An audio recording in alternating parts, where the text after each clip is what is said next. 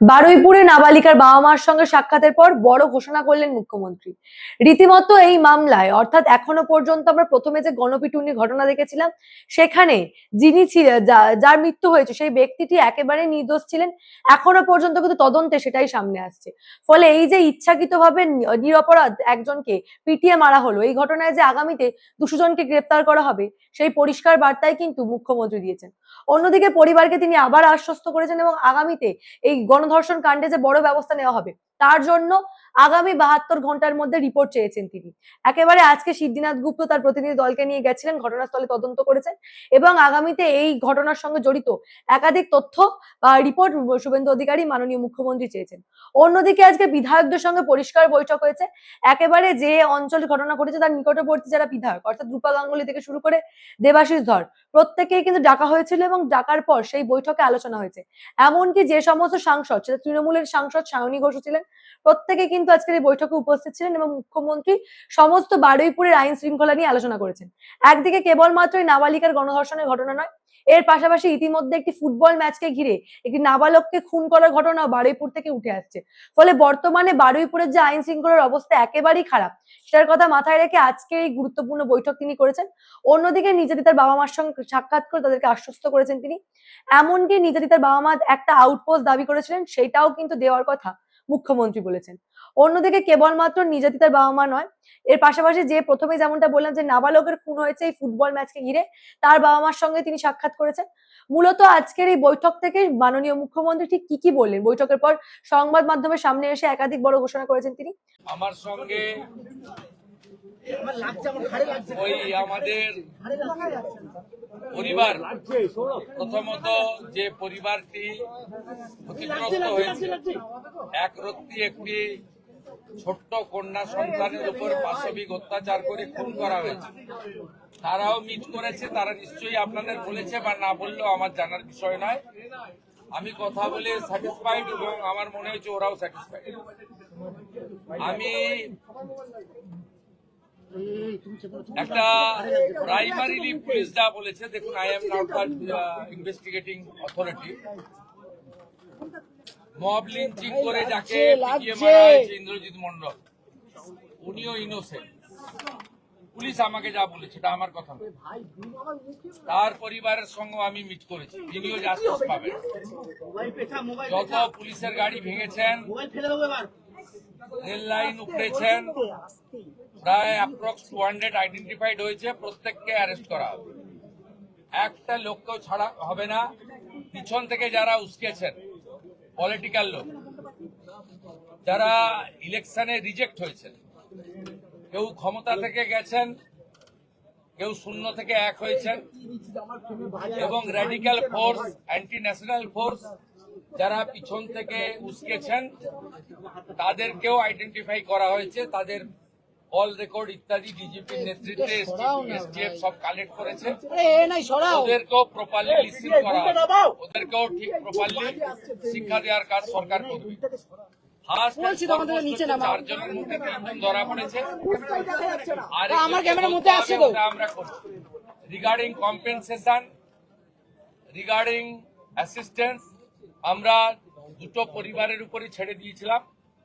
ওরা কিছু কথা আমাকে বলেছে, আমি উইদিন এ উইক আসবো এবং দুটো ফ্যামিলিতে যাব।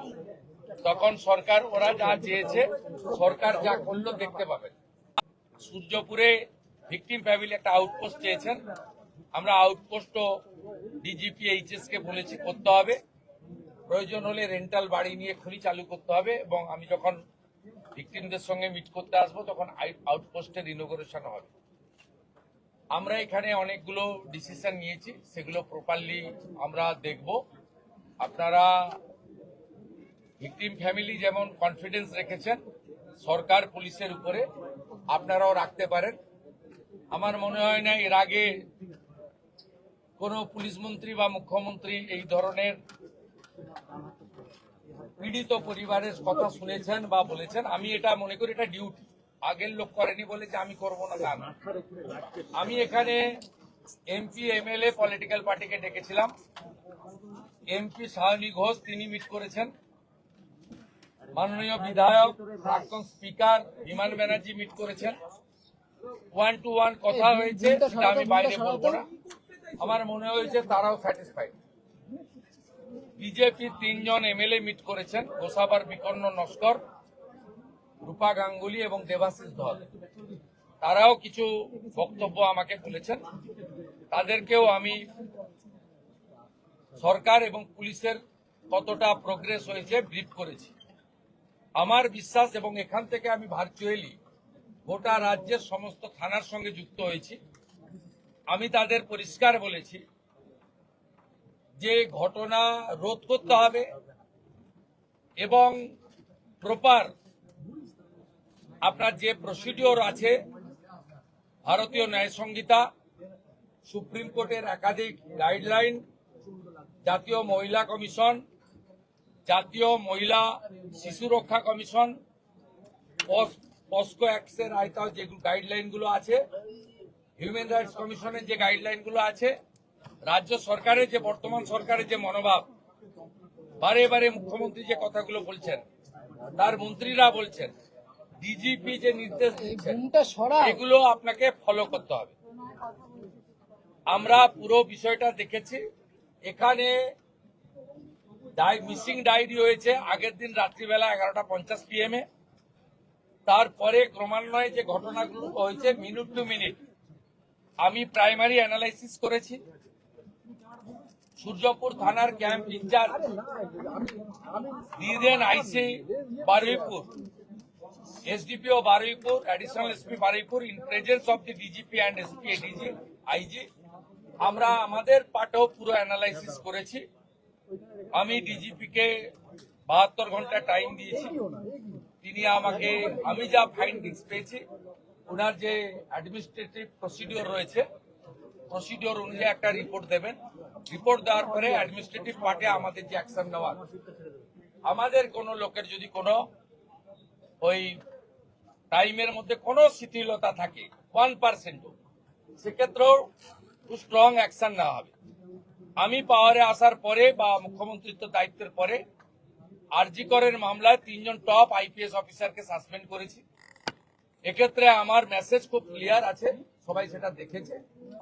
আমি খুব পার্সোনালি স্যাটিসফাইড যে ওইটুকু একটা বাচ্চা মেয়ের পরিবার, সেই পরিবার এন্টার আমার সঙ্গে প্রায় 10 জন বাবা মা সহ মিট করেছে। তো তারা কনফিডেন্স জানিয়েছে, আস্থা জানিয়েছে সরকারের উপরে, মুখ্যমন্ত্রীর উপরে, পুলিশের উপরে। এটা আমার আজকে বড় প্রাপ্তি। আর মব লিঞ্চিং করে যে নিরীহ লোকটাকে, ছেলেটাকে মেরে দিয়েছে, আনমেরিড একটি ইয়াং বয়, সেখানে যারা হত্যাকারী তাদেরকেও প্রপারলি মার্ডার কেসে যুক্ত করা হবে এবং পুলিশকে ডাইরেক্ট ইনস্ট্রাকশন আছে যে যারা যারা হুলিগানিজম করেছে পুরো দিন ধরে তাদের এগেইনস্টে অ্যাকশন হবে। আমি এখান থেকে বাইপাসের একটি প্রাইভেট হসপিটালে যাচ্ছি, 3 জন পুলিশ কর্মী ইনজোর্ড হয়ে ওখানে অ্যাডমিশন আছে, তাদের সঙ্গে আমি মিট করব। প্রায় 200-র বেশি আইডেন্টিফাইড লোক, তাদেরকে আমি পরিষ্কার বলে গেলাম যারা উস্কানি দিয়েছে, কারোর ইন্ধনে, পলিটিক্যাল বায়াসনেস নিয়ে, মিডিয়াতে পাবলিসিটির লোভে, সোশ্যাল মিডিয়ায় চিপ ভিউয়ার্স বাড়ানোর জন্য ওদেরও কিন্তু ছাড়া হবে না, তো তারাও ভুগবে, এটুকু আমি বলে দিই। যেমনটা আপনারা মুখ্যমন্ত্রীর মুখে শুনলেন, এই বারুইপুর কাণ্ডে প্রথমে যে গণপিটুনি ঘটনা আমরা দেখেছিলাম সেই নিয়ে যথেষ্ট সন্দেহ রয়েছে।